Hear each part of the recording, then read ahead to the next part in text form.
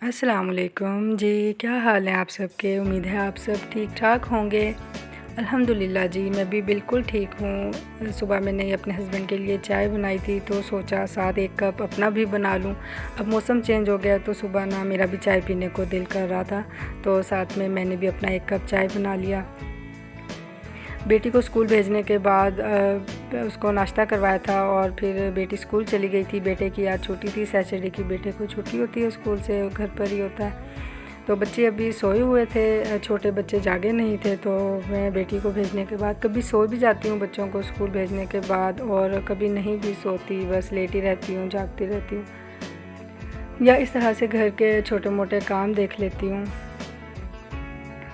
और कभी बस सो भी जाती हूँ। तो ये मैंने सोचा चलो अब मैं जाग रही हूँ तो पौधों को पानी लगा लूँ। बेचारे पौधे भी ना हम इंसानों की तरह से ये भी केयर मांगते हैं। पौधों के साथ भी प्यार मोहब्बत करना पड़ता है, तो ये चमकते हैं, इस तरह से ये शाइन करते हैं। ये भी तो बेचारे लिविंग थिंग्स ही हैं, हमारी तरह जानदार हैं, सांस लेते हैं पौधे। ये भी प्यार और तवज्जो मांगते हैं हमसे। तो ये मैंने सोचा इनके जो ये डेड लीव्स हैं ये मैं रिमूव कर देती हूँ जी। तो बस बच्चों को नाश्ता करवाने के बाद मैंने घर की सफाइयों में बिज़ी हो गई थी। सफाई वगैरह करने के बाद मैं अब मोपिंग कर रही थी, तो मुझे अभी तक भी कोई अच्छी हेल्पर नहीं मिली है। मतलब हेल्पर्स के भी इतने नखरे होते हैं, हेल्पर्स के पीछे भाग भाग कर सारा काम करवाना पड़ता है। कोई भी खुद से तो अच्छी तरह से काम नहीं करती है, उनके पीछे पीछे भागना पड़ता है, लेकिन फिर भी मुझे अच्छी हेल्पर नहीं मिली अभी तक। तो मैं मोपिंग करने के बाद किचन में आ गई थी। नाश्ता बनाने के बाद ना मैंने इनकी अच्छी तरह से सफाई कर दी थी, और बर्तन मैंने सिंक में जमा कर दिए थे, क्योंकि आज मैं जैसे कि कढ़ी चावल बना रही हूँ तो कढ़ी पकने में इतना टाइम लेती है।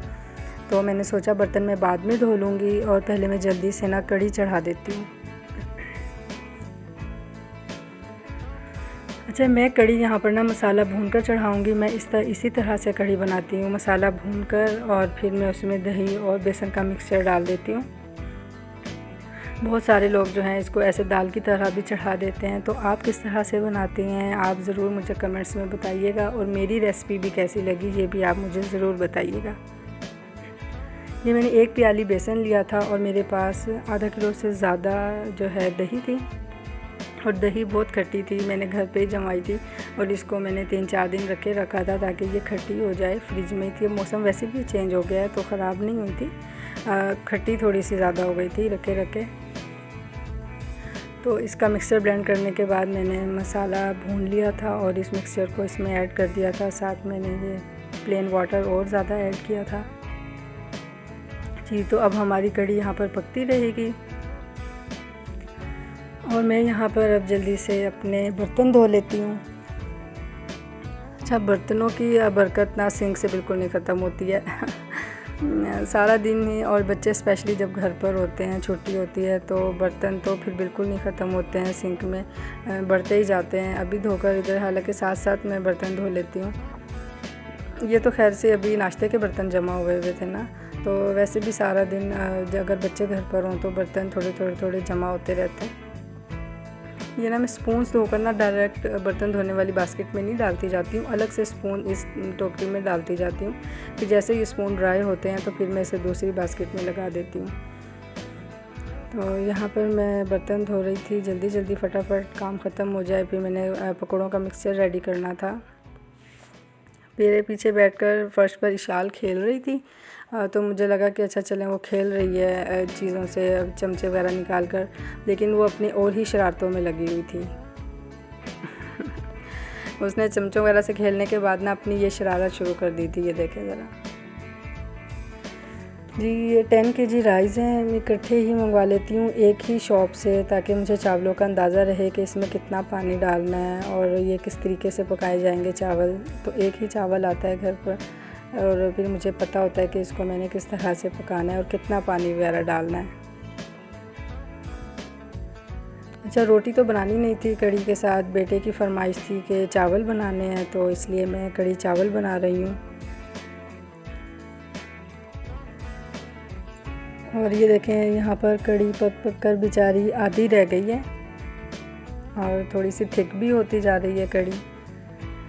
तो जी साथ ही मैं यहाँ पर वाइट राइस तैयार कर लूँगी ज़ीरा और हरी मिर्चें डालकर। हरी मिर्चों का फ्लेवर इस चावलों में इतना अच्छा लगता है, वाइट चावलों में स्पेशली। ऑयल में ही ज़ीरे के साथ में हरी मिर्चें डाल देती हूँ तो इसका फ्लेवर पूरे चावलों में आ जाता है और खुशबू भी बहुत प्यारी लगती है। साथ साथ मैं पकोड़े बना रही हूँ।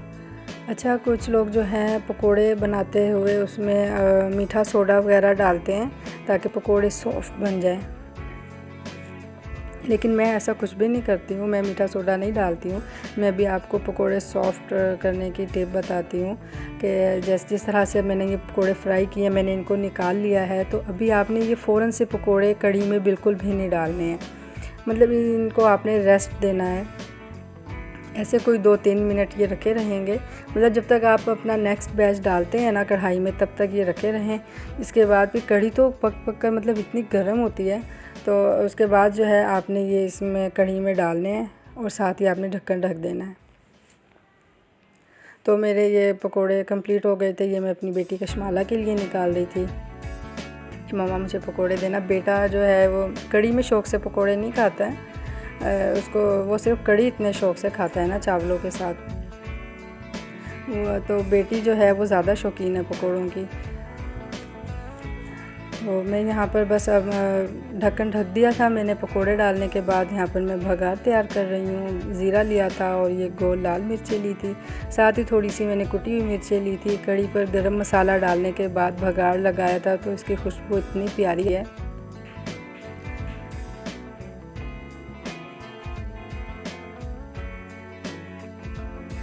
जी, तो ये कितनी प्यारी इसकी लुक आई है और बहुत मज़ेदार कढ़ी बनी थी। ऐसे खट्टा खट्टा टेस्ट था। खट्टी कढ़ी बहुत अच्छी लगती है मज़े की। अगर दही खट्टा होगा ना तो आपकी कढ़ी भी बहुत मज़े की खट्टी कढ़ी बनेगी। चावलों के साथ स्पेशली ज़्यादा मज़े की लगती है, थोड़ा सा खट्टा टेस्ट होना चाहिए। अच्छा जी, खाना तैयार हो गया था और भाई भी आ गए थे। बच्चों के साथ मिलकर सबने हमने खाना खाया था और ये बच्चों को पसंद है तो इसलिए भाई आते हुए बच्चों के लिए ले आए थे।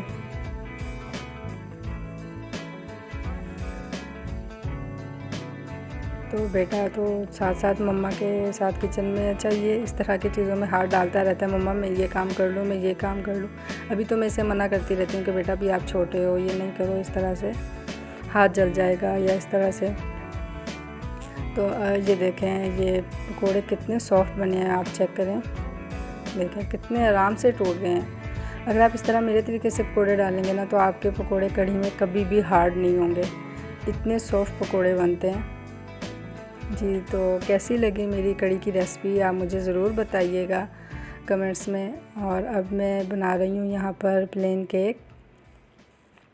ये भी बेटे की फरमाइश थी आज, तो मैंने सोचा चले मैं आपके साथ भी शेयर करती हूँ कि मैं किस तरह से प्लेन केक बनाती हूँ। तो ये फूड कलर ख़त्म हो गया था तो सोचा जल्दी जल्दी इसको फिल कर लूँ। और अब हम अपनी रेसिपी स्टार्ट करें केक बनाने की। यहाँ पर मैंने मैदा ले लिया था 1 कप। इसको मैं छान लूँगी। जब भी आप इस तरह से मैदे की कोई भी चीज़ बनाएं तो पहले आप उसको छान लें अच्छी तरह से। और 1/2 कप मैंने और ले लिया था मैदा, इसको भी मैं अच्छी तरह से छान लूँगी।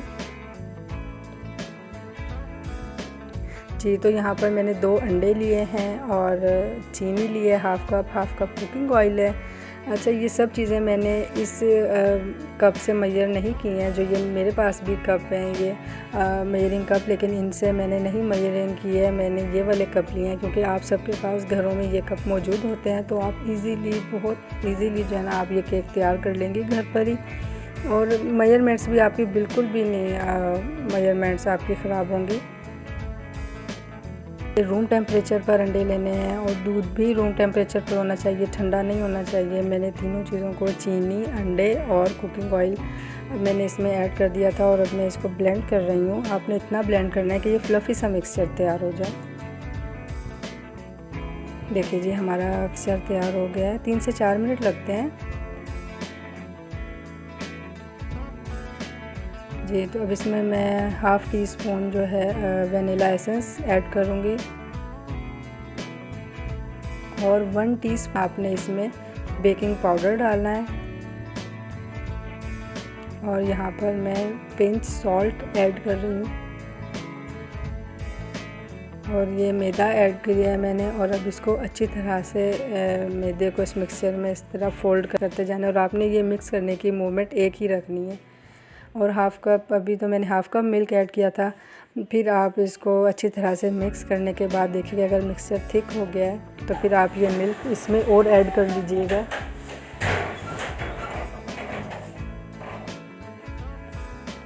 जी, तो यहाँ पर अच्छी तरह से मिक्सचर मिक्स कर रही हूँ और साथ साथ ये मैदा इसमें फोल्ड कर रही हूँ। और मिक्सचर मुझे थिक लग रहा था तो फिर मैंने इसमें बाकी का भी मिल्क ऐड कर दिया था। अच्छा, ये केक इतना अच्छा बनता है और इतना झटपट जल्दी से बन जाता है ना। मुझे तो ये केक की रेसिपी इतनी इजी लगती है जो ये मैं रेसिपी आपको बता रही हूँ, और इतनी जल्दी से बन जाता है ना। और आप भी ना इसको बनाएंगे तो बिल्कुल इजीली आप इसकी परफेक्ट रेसिपी बना लेंगे। अगर आप इस तरह से बनाएंगे तो बहुत अच्छा केक बेक हो जाएगा। यहाँ पर ये मैं ऑयलिंग कर रही हूँ अपने मोल्ड की। तो अगर आपके पास बटर पेपर नहीं भी है तो आप ये सिंपल कॉपी का पेज ले लीजिएगा, ये तो हर घर में मौजूद होता है। और आपने इसकी ऑयलिंग करनी है। ऑयलिंग करने के बाद आपने ये मिक्सचर इसमें डाल देना है और उसके बाद ऊपर से मैं स्प्रिंकल्स डाल रही हूँ।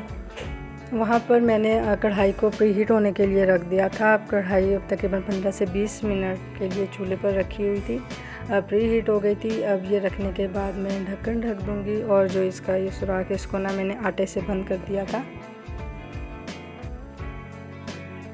तो तकरीबन 35 मिनट गुजरने के बाद जब मैंने इसको चेक किया तो ये देखें, मैं आपको टूथपिक दिखाती हूँ। देखें इसके साथ ये वापस आया है ना मिक्सचर। तो अभी समझे कि आपका केक अच्छी तरह से बेक नहीं हुआ है। इसको फिर मैंने 10 मिनट और दिए थे और तकरीबन 45 मिनट लगे थे इस केक को बेक होने में। अब देखिए 45 मिनट के बाद इस पर ये क्रैक्स आ गए हैं केक पर। तो इसका मतलब आपका केक इतना अच्छा है अगर ये क्रैक्स ऐसे आ जाएँ। और ये इतना मज़े का केक बना था। मैं मीठा ना लाइट रखती हूँ, आप 1 कप शुगर भी ऐड कर सकते हैं, लेकिन मैं हाफ़ कप शुगर ही डालती हूँ ताकि मीठा ना सब कम खाते हैं, सबको कम पसंद है। तो केक ये बहुत मज़े का बनता है, प्लेन केक इतना टेस्टी बनता है, चाय के साथ तो बहुत अच्छा लगता है। देखिए आपने इसको थोड़ी देर रेस्ट देना है और रेस्ट देने के बाद मैंने इसको मोल्ड से निकाला है। अभी भी ये गर्म था। ये देखिए कितनी प्यारी जाली बनी है। मैं इसे कट कर रही हूँ, इतनी प्यारी इसमें जाली बनी है, इतना प्यारा मेरा केक बेक हुआ था। तो आप भी ज़रूर मेरी इस रेसिपी को ट्राई कीजिएगा और मुझे कमेंट्स में ज़रूर बताइएगा कि आपको मेरी रेसिपी कैसी लगी। और आप न्यू हैं तो मेरे चैनल को सब्सक्राइब कर दीजिए, वीडियो को शेयर और लाइक कर दीजिए। तो मिलते हैं न्यू व्लॉग में और तब तक के लिए अल्लाह हाफ़िज़।